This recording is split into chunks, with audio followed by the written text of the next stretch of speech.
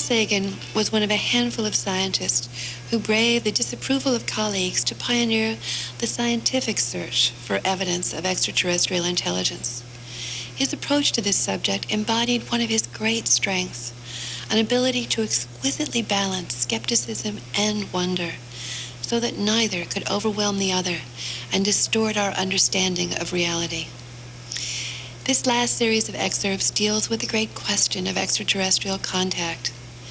When Cosmos was first broadcast, we had just begun writing the story for what would much later become the motion picture of the same name.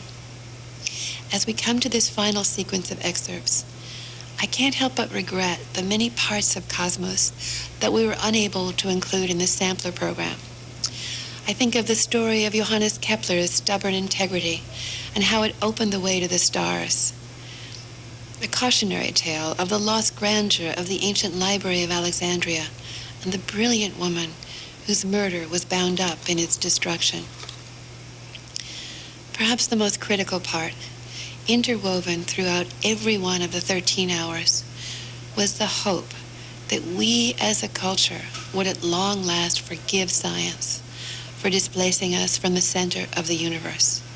that we would come to take pride in the courage it took to discern our tiny, utterly decentralized place in the fabric of nature, space, and time, secure enough at last to embrace the wonder inherent in this reality, at peace with our self-knowledge, awakened to our responsibilities as a link in the generations past and future, alert to a heightened and more consequential sense of the sacred. Long-term thinkers, as Carl was, solid citizens of our planet and the cosmos.